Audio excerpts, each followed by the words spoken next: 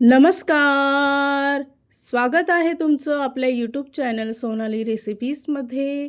तर आजची खास रेसिपी आज आपण बनवणार आहे गरमागरम कॉर्न भजी. वरून अगदी कुरकुरीत, आतून एकदम सॉफ्ट आणि चविष्ट असणारी रेसिपी आहे. सध्या पावसाळ्याच्या सीझनमध्ये तुम्हाला काही गरमागरम आणि झणझणीत खायची इच्छा असेल तर तुम्ही ही रेसिपी नक्की ट्राय करून बघा. बनवायला जेवढी सोपी, चवीलाही तितकीच भन्नाट लागणारी रेसिपी आहे. चला तर मग या रेसिपीसाठी लागणारे संपूर्ण साहित्य व कृती पाहून घेऊ.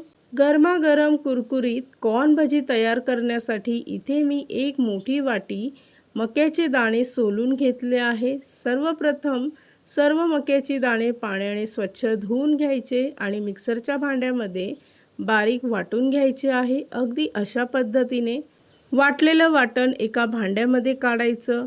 त्यानंतर त्यात थोडे मक्याचे दाणे टाकायचे आहे. 1 चमचा लसूण, अद्रक, हिरवी मिरचीची पेस्ट टाकून 1 चमचा पांढरे तीळ घ्यायचे आहे. अर्धा चमचा जिरे घेऊन 1 वाटी तांदळाचं पीठ घ्यायचं. अर्धी वाटी चणा डाळीचं पीठ घेऊन चवीपुरता मीठ टाकायचं. बारीक चिरलेली कोथिंबीर टाकून मिश्रण चांगलं मिक्स करून घ्यायचं आहे. तुम्हाला जर कॉर्न भजी थोडी झणझणीत हवी असेल तर तुम्ही गरम मसालाही घेऊ शकता. इथे मी 1 मोठा चमचा गरम मसाला घेतला आहे.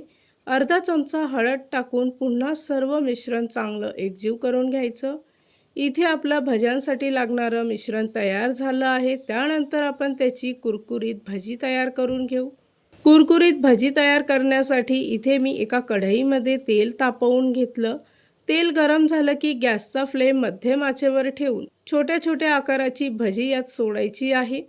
3 ते 4 मिनिटासाठी चांगलं गोल्डन ब्राऊन रंग होईपर्यंत भजी तळून घ्यायची आहे. या रेसिपीसाठी लागणारे संपूर्ण साहित्य व कृती मी तुम्हाला डिस्क्रिप्शन बॉक्समध्ये दिले आहेत, तर तुम्ही तिथे जाऊन चेक करू शकता. अशाच पद्धतीने बाकीची भजी इथे मी तयार करून घेते. तयार झाली आहे आजची खास रेसिपी. खूपच सोपी, खूपच टेस्टी, वरून अगदी कुरकुरीत, आतून एकदम सॉफ्ट आणि चविष्ट असणारी मक्याची भजी किंवा कॉर्न भजी.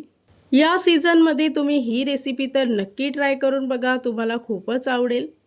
आणि जर का तुम्हाला हा आजचा व्हिडिओ आवडला असेल तर प्लीज लाईक, शेअर आणि कमेंट करा. चॅनलवर नवीन असाल तर सबस्क्राईब करा. सबस्क्राईब केल्यामुळे काय होईल, ज्या वेळेस मी रेसिपीचा नवीन व्हिडिओ अपलोड करेल तर त्याचं नोटिफिकेशन तुमच्या मोबाईलवर येईल. आणि पुन्हा भेटूया आपण अशीच एक रेसिपी घेऊन.